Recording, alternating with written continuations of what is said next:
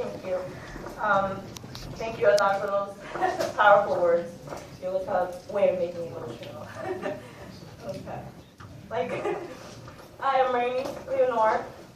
I was brought here from to the United States from the Dominican Republic when I was 6 years old. My father thought that by bringing me here, he was saving me from a lifetime of struggle in my home country. Could I ask you to hold this for a few moments? I have to go potty. But he never imagined how difficult my life would be. All right. All right.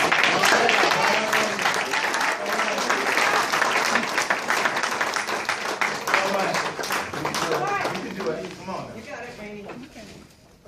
Move with you. He never imagined how difficult my life would be as an undocumented immigrant. He regrets his decision now, but like many other dreamers, I have learned to appreciate the sacrifice that our parents made.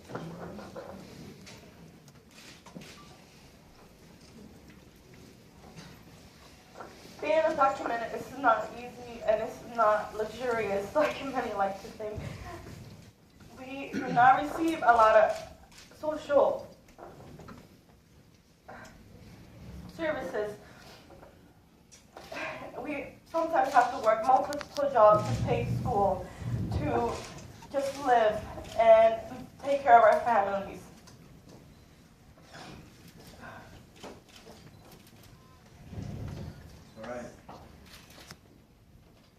We call us dreamers because of this American dream that our families always dreamed of us accomplishing and reaching. An American dream that seems, well, unrealistic. They call us brave because of the millions of us that are willing to risk it all every day, showing up in the streets, speaking out for the injustice that we have to live every day. There's not only bravery, we have no choice. Yeah. We have no choice.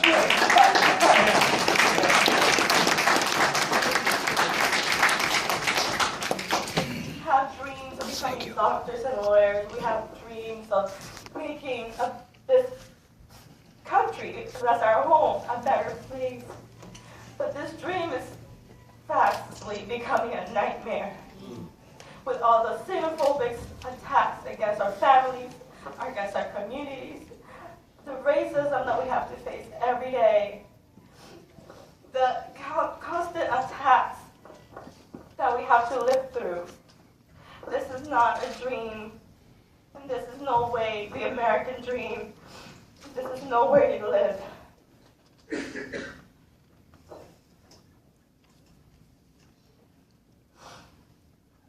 I thank every one of you that show up and are allies and stand by our sides when we have to walk the streets, show up to our congressmen or call our congressmen and put pressure on them. I thank you guys because without you guys, this would not be possible. Even though this battle seems so long and sometimes very stressful and draining, it's much easier with our allies by our side. So thank you. That's why we must act now and we must keep putting pressure. The DREAM Act is the only way. Immigration reform is the only way. I am tired of having an expiration date. Right. Yeah. My work permit expires this year. And with that, I have no idea what is going to happen with this new president, what his decision may be. But I am tired of just waiting. I'm tired of having expiration date. Something permanent needs to be passed. That's right. And that is the only way. And that is what we're aiming for. And I am not sacrificing the lives of other immigrants just to get a DREAM Act passed. Clean DREAM Act now.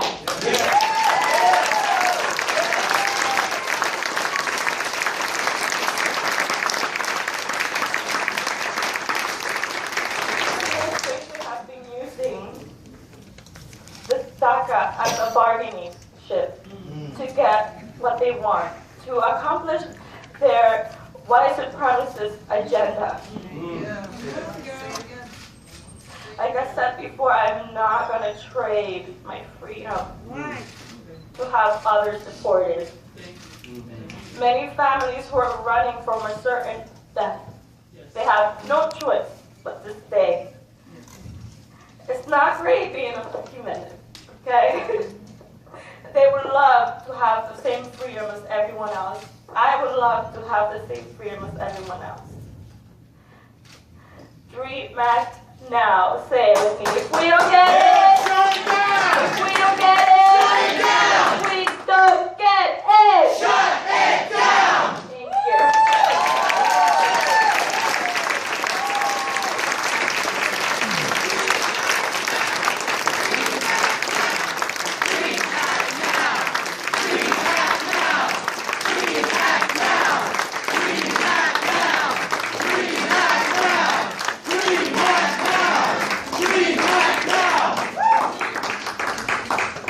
Yes, we must fight for a Clean Dream Act.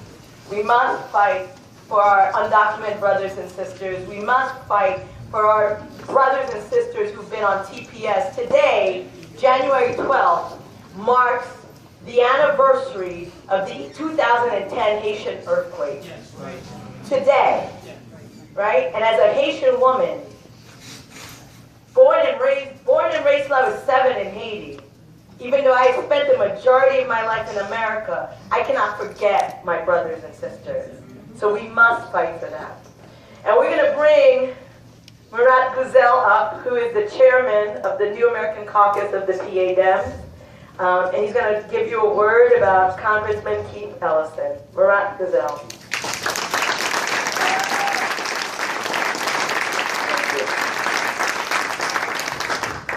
I support the two speeches.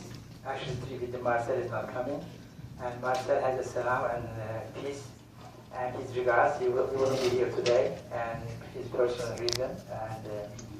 And one speech I supposed to make about the New American Caucus. And another one is introduce the Congressman Keith Ellison. I'm just going to combine both of them. It's hard to make speech after two emotional speech like that, you understand? Yeah. So first of all, Happy New Year. And dear brother and sister in democratic and progressive movement, I am honored to be the NC member, and I am honored that the vice chair of the NC, Keith Ellison, is here today with us. And in September, another the NC vice chair, Grace Mann, was here to launch our New American Caucus. And the purpose of New American Caucus is to welcome naturalization into the democratic process. And we lost the Hillary campaign. I worked so hard with her. I was very close with her. And then we lost it with 44,000 votes. And we figured out that there's about 400,000 people, immigrant people in Pennsylvania. They are naturalized, but they never able to vote. We're trying to organize that. So Pennsylvania is a swing state. So we lost last election 44,000, less than 100,000. We can get those brothers and sisters, immigrants, to vote. We can make Pennsylvania a permanently blue state. This is a really remedy, and I need your help on this one. And so I'm not going to make longer about, we have a web page and about New American Caucus. This is the official caucus under the state party. And I work on this one in consultation with our chairman, Tom Perez. And also Keith knows about what we are doing. And this is very important. I think you heard her, Rainer, our sister, and how she's spoken. So I'm just going to talk a little bit about the situation we are going in. And the brother says that we are in dangerous time, right? It is true we are in dangerous time. But I will add one more thing. We are in the time of oppression. Do you think oppression will never come to the United States? Yes, we live in an oppression times. Our voices in Washington that have all but encouraged attacks on our democratic values and the foundation of this country is really under the attack. It's not about a general election. It's not a typical Republican or Democratic right now. It's about foundation of this country is really being shaken. And who is responsible? Do you think Trump is responsible? No. We Democrats. When we come together, when we vote, things can change. That is not the destiny. Destiny is in our hands. We need to understand it. This is so important. Attacks on immigrants. Attacks against the Muslims. Attacks against the Jews. Attacks against African American. Minorities. Women. Look at how many women being attacked. Did you read his some of the tweets about the woman, how to degrade the woman? And we are still living here? And children. Our handicapped people being joked by. You know whom?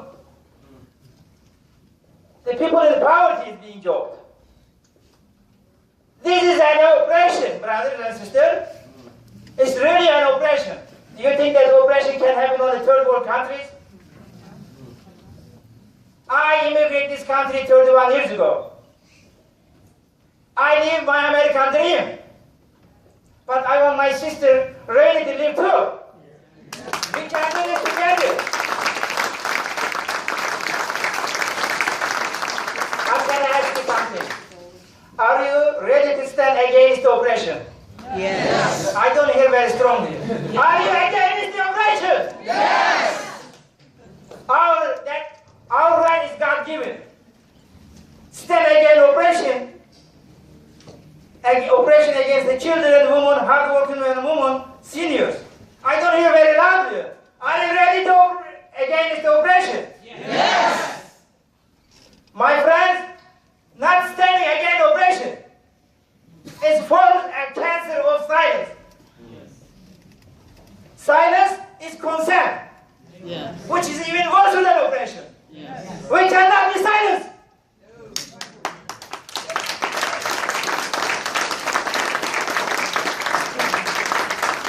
Education and raising our voices is the best way to fight oppression. Once they see we engage and defend our rights with our words, when we go to the ballots, we use our ballots, those oppressors become the weakest of all the people. They are not strong. They are strong because we are weak.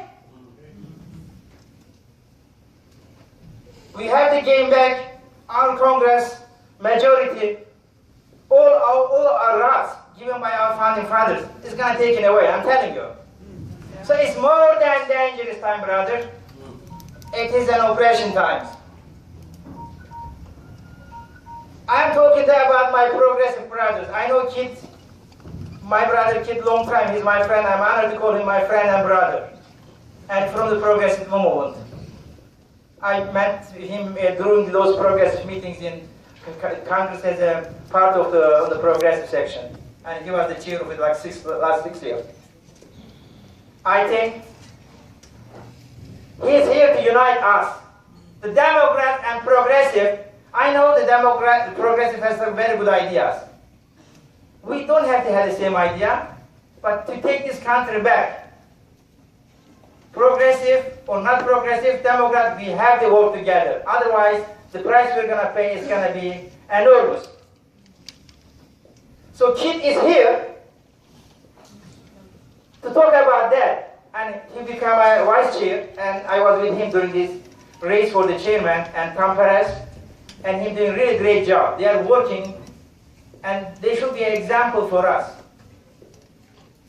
And he's trying to unify Democratic Party and implement comprehensive grassroots campaign strategy to elect Democrats up and down the ballot in every zip code in the country. Kids long have believed that face-to-face voter contact is more powerful than television advertisement. Kid is not taking opportunity to advance himself. He's trying to unite the Democrats and progressive only one way to win elections. He has a very long resume and stuff he has done. Probably I should not read it. But I can tell you a few things. You know, he's from Minnesota, and he wins his election by the vast majority of in his district. And how? Because he energized the people. Yeah. And today he's here with us. And brothers and sisters, believe me, I met so many politicians. I met so many times with President Obama and other presidents. There are so many politicians, but it's very rare. He is a true gem. He's one of us. Remember, you were talking about that. He's that politician. I think we need to take it seriously what he says. He's a uniter. He's one of us. Please welcome my brother Kit.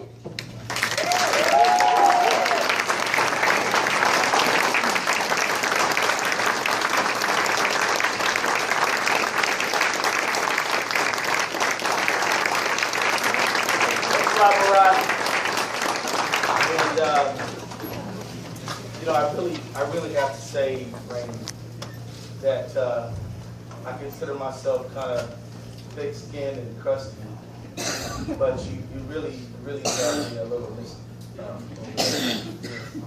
And I'm so grateful that you talked in such a heartfelt way about what you have faced, because those of us who've been born here and never had to worry about the things that you worry about every day, we need to get a little bit of emotion associated with having to worry about whether or not you're going to have a roof over your head.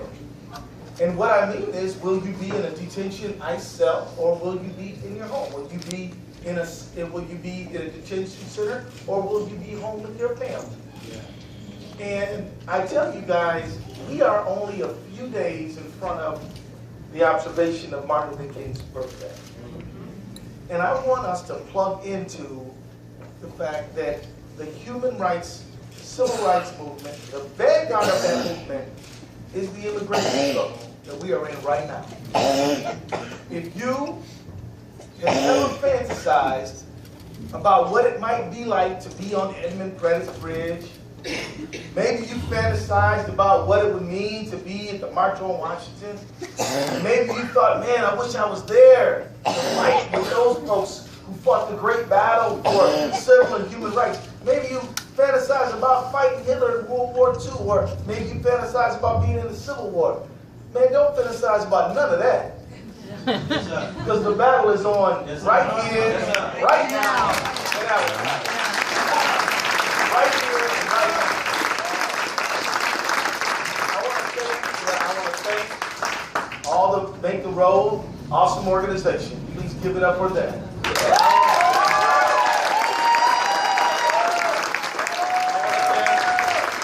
Brothers and sisters of organized labor. I see some SEIU shirts. Other shirts. And I want to thank you, because when you were willing to put your arms around our dreamers and let them know that they're not alone, and that they're not by themselves, you are upholding the best tradition of human rights advocacy in this country. I want to say thank you for doing that, and every one of you in this room saying, I'm going to be with Rainey. I'm with Rainey. That's who I'm with. That is important. She needs to know you care about her, and you're not just willing to clap for her because we know you are, but you are willing to, I don't know, get arrested for her, show up in the demonstration for her. You're willing to write an op-ed for her. You're willing to go down and press yourself for her. This is the kind of commitment that we have to have, because it may feel like we're fighting over a dream act, or it may feel like we're fighting over a piece of legislation, but what we're really fighting about is the very direction of our country. That's what it's all about. Would you rather have a country that really means and lives up to liberty and justice for all? Or would you rather have a Trumpian vision where all Americans look the same, talk the same, and pray the same, and everybody else is kicked out or pushed down to second-class citizenship. Look, people making all this fuss about what he said last night. I know you ain't surprised. Not really. I mean, what about when he said, oh, Judge Curiel, he can't be fair to me, he's a Mexican. He said this dude's, the judge's ethnicity precluded him from being fair to Donald Trump. Because he was a Mexican, born in Indiana, by the way. This is the mentality of the person. He starts out saying, we're going to have a full, complete ban on Muslims. There's no doubt about what this guy is. It's not extreme or even unreasonable to say that he is a racist. Yes. And guess what, my friend? He's actually good with it. He doesn't have a problem with you saying that. He's like, yeah? What? What of it? I'm telling you, he never gets sensitive about being called that. He gets sensitive about other stuff like his hand size. But he does not get sensitive about when we accuse him of bigotry. He is all right with it. He is all right saying that the KKK and the neo-Nazis are the same as the people who protest them. He is all right with David Duke endorsing him. You remember he acted like David who? Yeah. No, we remember that. We remember. Yeah. So the question is not whether, I mean, we got to get over the shock that the president is actually a racist white supremacist. He is that. You have to accept it as a fact. That's what's going down. Now the question is, what are we going to do about it? That's the question. That's the question. Now let me just tell you, you can count on me and the Democratic caucus in the House voting for a clean Dream Act.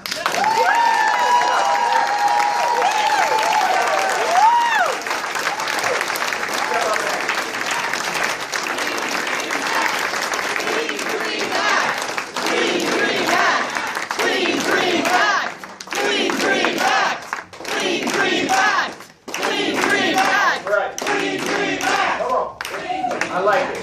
That's right, a clean Dream Act, and there cannot be one single politician in the state of Pennsylvania who is in a state of confusion about how you feel. We're going to make it perfectly clear to all of them on a repeated basis. And yes, we have a litmus test. If you are a Democrat who doesn't like a clean Dream Act, you're going to have some problems. And don't count on me to protect you. You're on your own with that.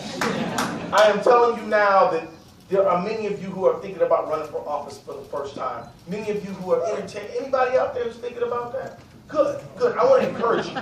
I want to encourage you, and I want to tell you that I'm very, very pleased that you are considering this. But some of you guys don't want to run for office. You never thought about it. Martin Luther King never held political office. Think about that. He changed this country more than any of us and never ran for office. But whether you run for office or whether you don't run for office, it's not good enough simply to win an election in this moment.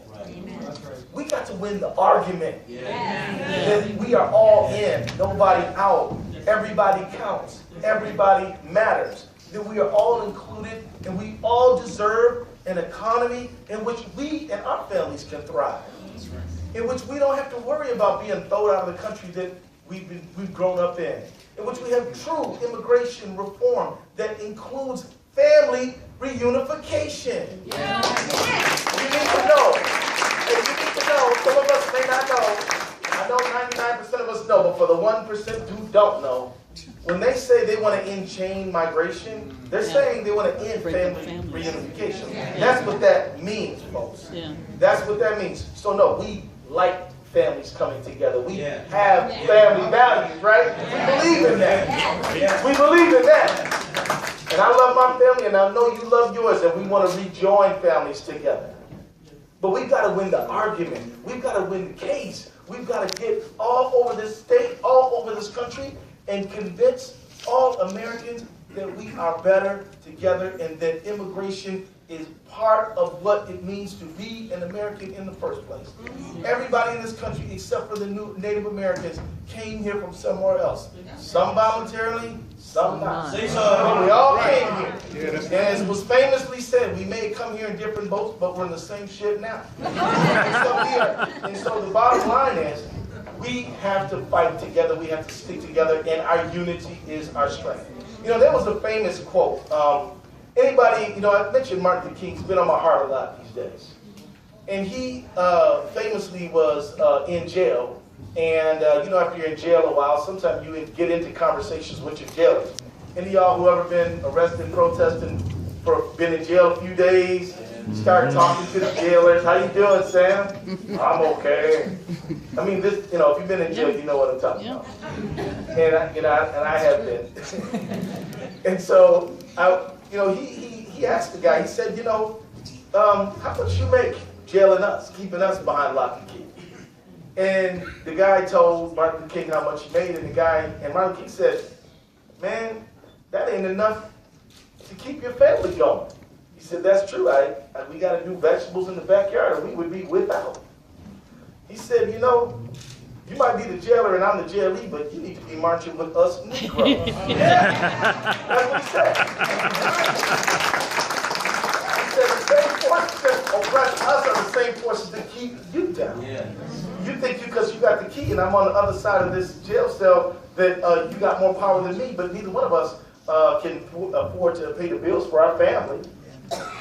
We've got to understand that this division around race and this division around our religion, this is an artificially imposed thing to keep us thinking that we're not one human family. That's right.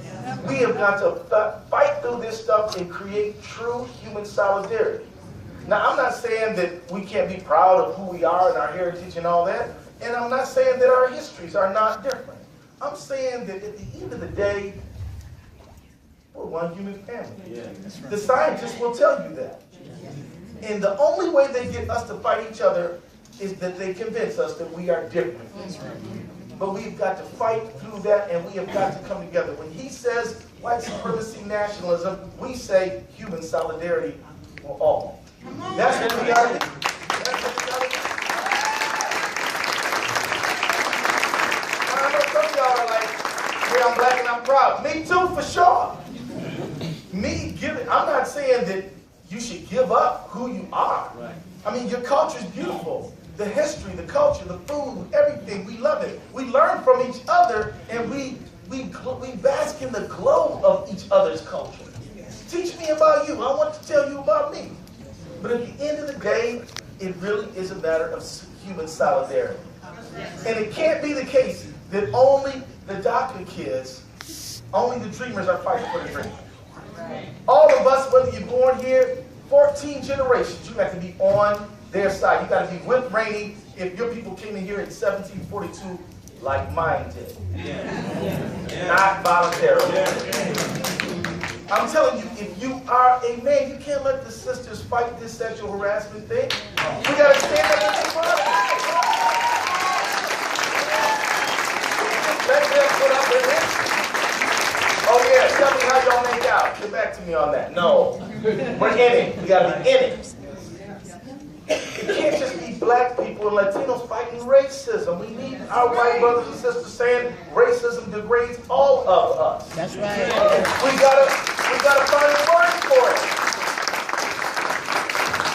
We have got to find a way to have each other's backs all the time. Now, I'm here as deputy chair of the Democratic National Committee, but I'm not here trying to sell you on the next election or my party's better than their party. No, we're talking about value systems right here.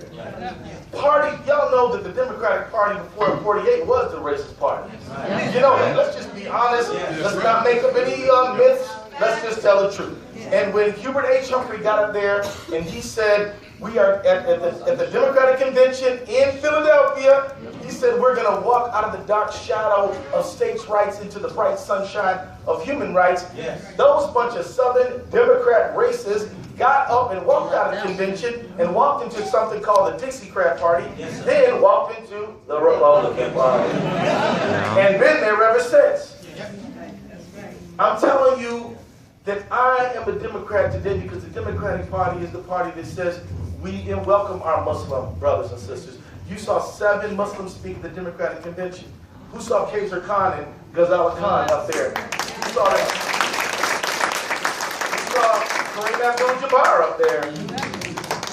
You know, The Democratic Party is the party that says that we're going to stand for women's rights, pay equity. We're going to stand for women's right to choose, and we're going to stand for increasing not just the minimum wage, but we got to have a livable wage. Yeah. And the Democratic Party saying that we want to fight for the right to a voice on your job. It's the Democratic Party that is fighting for immigration reform right here, right now, and is rock solid, demanding that we have a Clean Dream Act to vote on. So it's not a matter of me just trying to sell you just on a party, right? When the Democratic Party's wrong, say they're wrong. How else do you expect them to get right? You think they're going to get right just based on hope? No, you got to hold them accountable. You got to hold us accountable. We want you to do this. We want you to. We're not trying to be popular. We're trying to be right. Yes. And at the end of the day, in my opinion, the Democratic Party is not really for only Democrats. It's for the American people. It should be. It should be a body of people fighting for a shared set of values that lifts up the dignity of working people of all colors and backgrounds. That's what it really should be. And I tell you, it is a human institution. It is a flawed institution.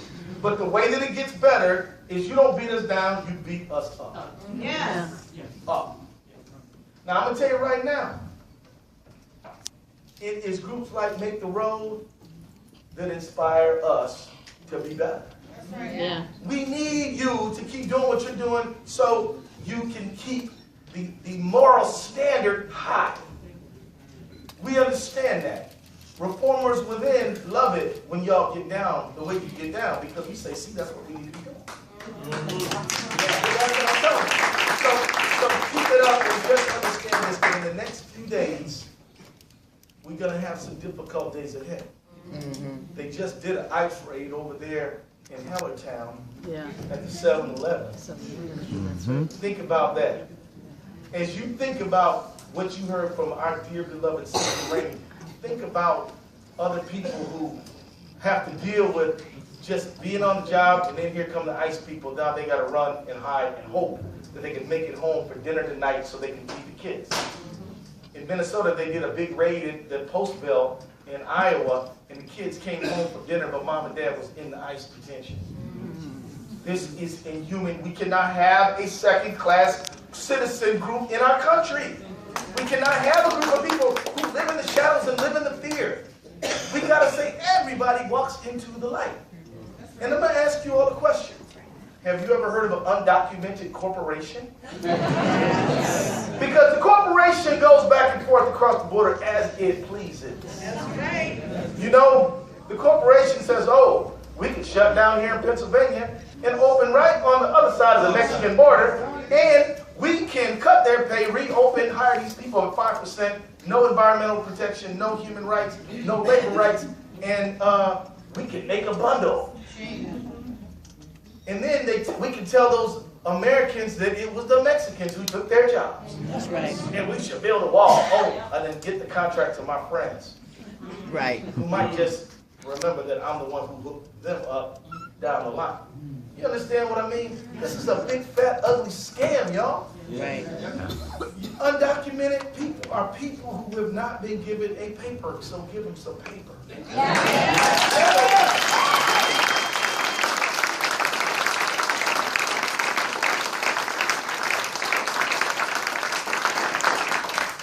And you know, I'm gonna tell you, it's often said, you know, people say this. I always try to tell them, you know, I'm not feeling that too much.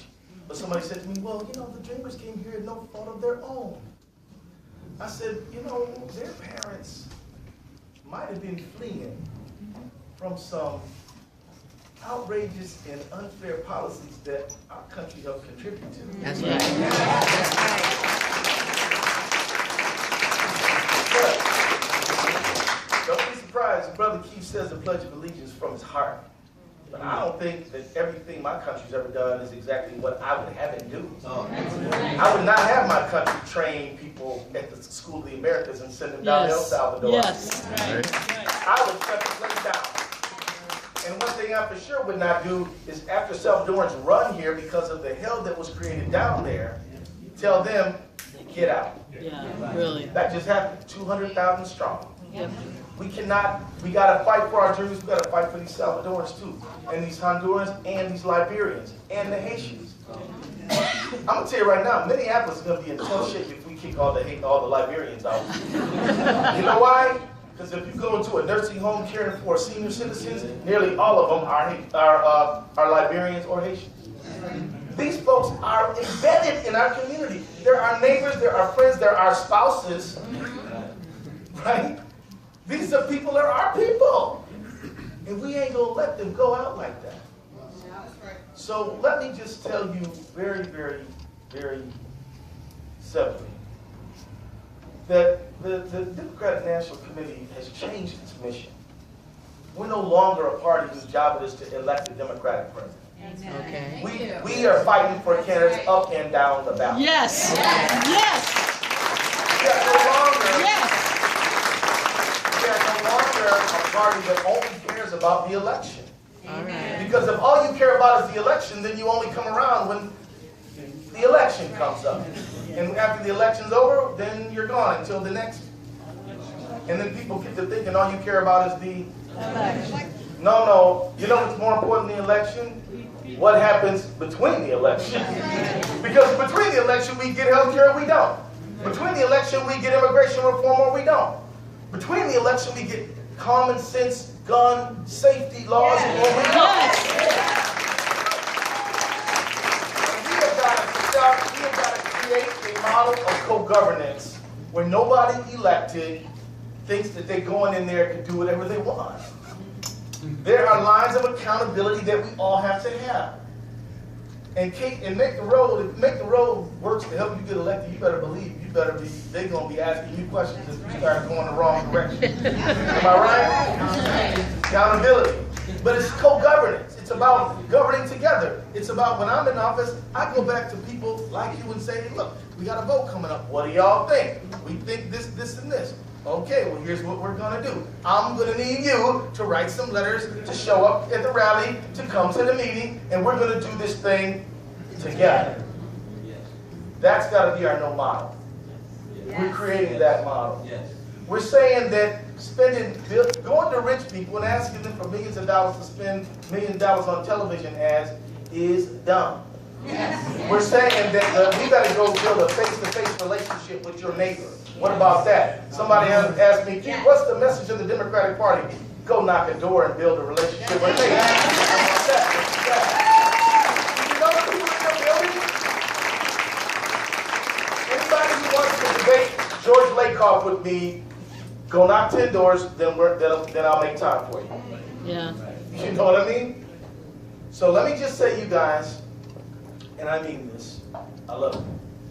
I mean that. We and love you too. And let me tell you why. That because you inspire me, man. Anytime that people start getting up under my last nerve, I see you and your passion, your fight, your desire for the best of this nation. I see you in all your colors, all your cultures, all your diversity. But I see you unified and having the best interests of each other first and foremost.